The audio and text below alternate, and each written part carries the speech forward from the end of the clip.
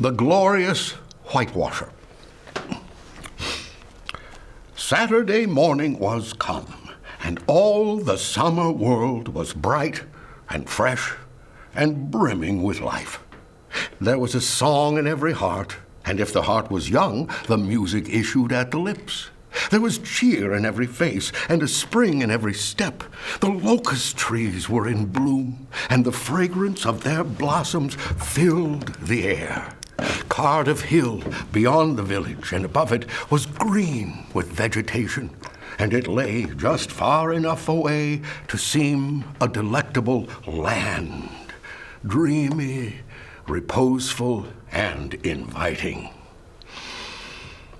Tom Sawyer appeared on the sidewalk with a bucket of whitewash and a long-handled brush. He surveyed the fence, and all gladness left him, and a deep melancholy settled down upon his spirit. 30 yards of board fence, 9 feet high.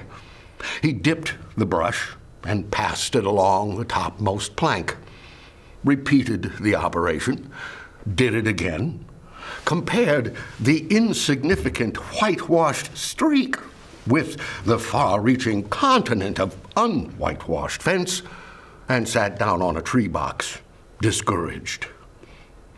A little slave boy named Jim, about 6 years old, came skipping out at the gate, singing buffalo gals and swinging a tin pail.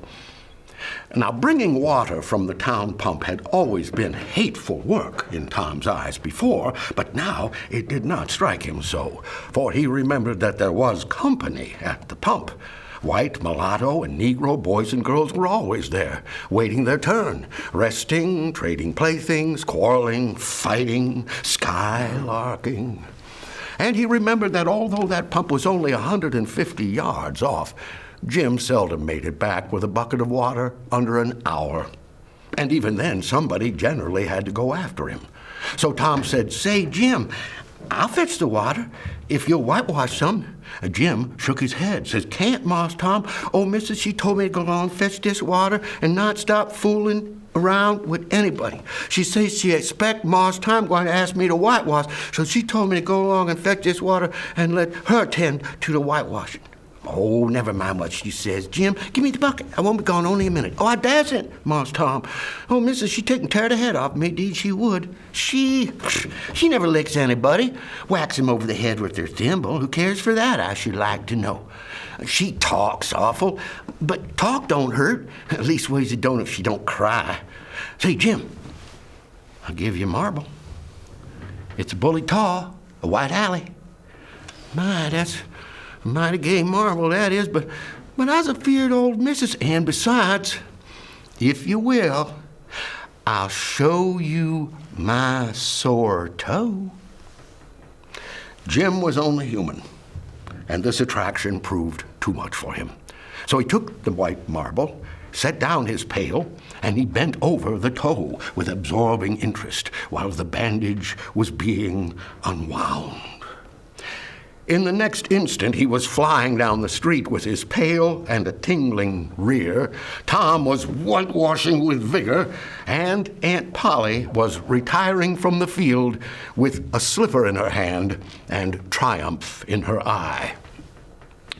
But Tom's energy did not last, for he began to remember the fun he had planned for this day. Soon the free boys would come, tripping along on all sorts of delicious expeditions, and they would make a world of fun of him for having to work. The very thought of it burnt him like fire.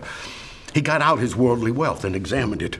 Bits of toys, marbles, and trash, enough to buy an exchange of some other kind of work, perhaps, but not half enough to buy so much as half an hour of pure freedom.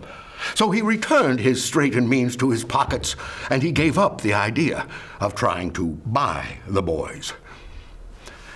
At this dark and hopeless moment, an inspiration burst upon him. A great, magnificent inspiration. He took up his brush and went tranquilly to work. Ben Rogers hove in sight presently, the very boy of all boys whose ridicule he had been dreading. His gait was the hop, skip, and jump variety, proof enough that his heart was light and his anticipations high. He was eating an apple, and he was giving a long, melodious whoop at intervals, followed by a deep-toned dong-ding-ding, dong-ding-ding, for he was personating a steamboat. As he drew nearer, he slackened speed, leaned far over starboard, and rounded to, ponderously, and with laborious pomp and circumstance, for he was personating the big Missouri, and judged himself to be drawing 9 feet of water. He was captain and boat, and engine bells, too, so he had to imagine himself standing on his own hurricane deck, giving the orders and executing them. "Stop her, sir! Ting-a-ling-ling! Ship up the back! Ting-a-ling-ling! Chow! Chow! Stop the starboard! Stop the larboard! Set her back on the larboard! Chow! Chow! Let your outside turn over slow! Ding-a-ling-ling! Chow! Wow! Wow! Come! Out with your headline! Lively now! Out with your spring line! What are you about there? Take a turn around that stump with the bite of it. Done with the engine, sir. Ting-a-ling-ling. Stand by the stage. Let her go.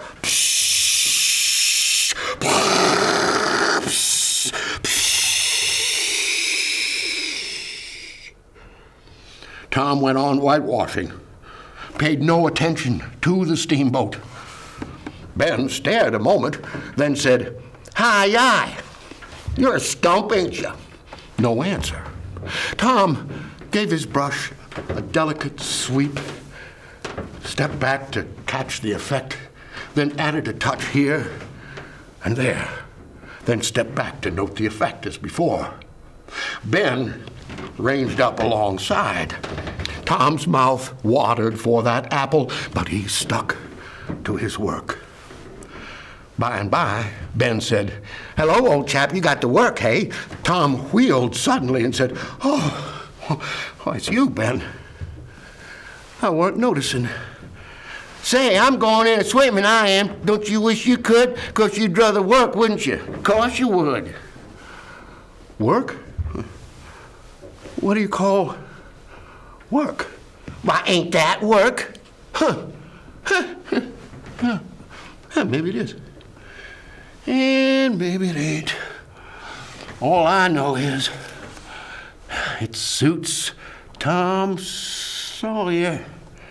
No, you don't mean to let on that you like it. Like it? Well, I don't see why I oughtn't to like it.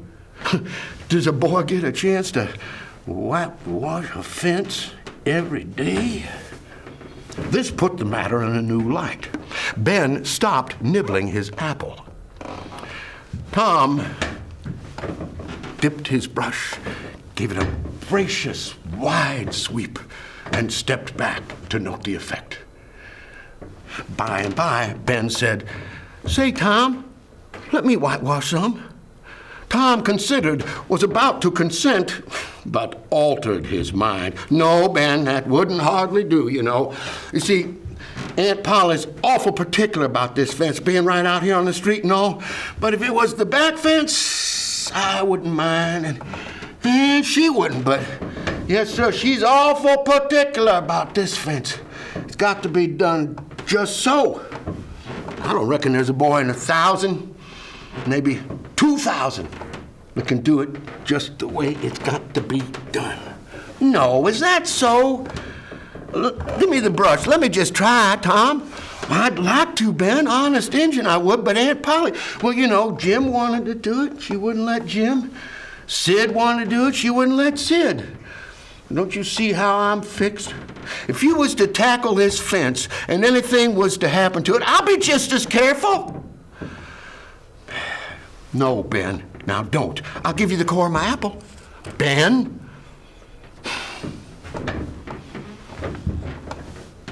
"I'll give you all of it."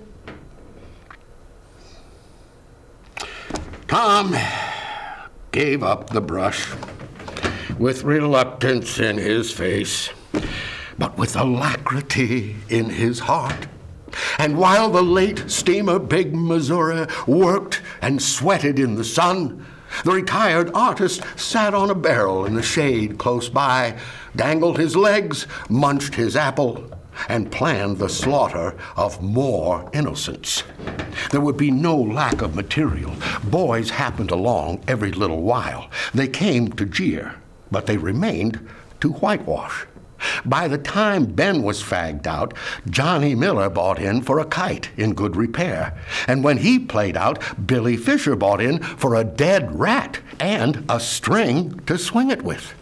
And so on, hour after hour, so that by the middle of the afternoon, from being a poor, impoverished boy in the morning, Tom was literally rolling in wealth.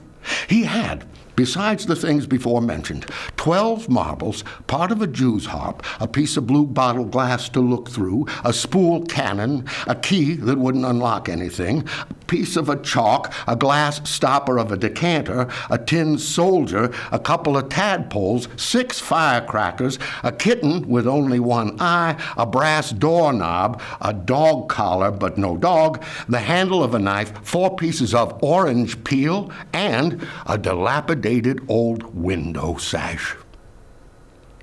Now you might wonder how I could possibly remember that complete inventory so well. It's because I was that boy. I had a nice, good, idle time all the while, plenty of company, and the fence had 3 coats of whitewash on it. If I hadn't run out of whitewash, I would have bankrupted every boy in that village.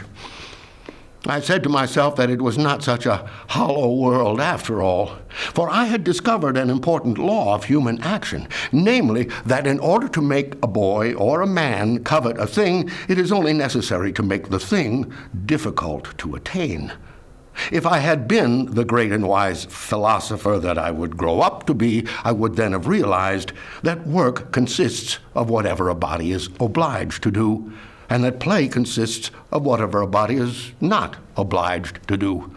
And that would have helped me to understand why constructing artificial flowers or performing at an assembly line is work, but rolling 9 pins or climbing Mount Blanc is merely amusement.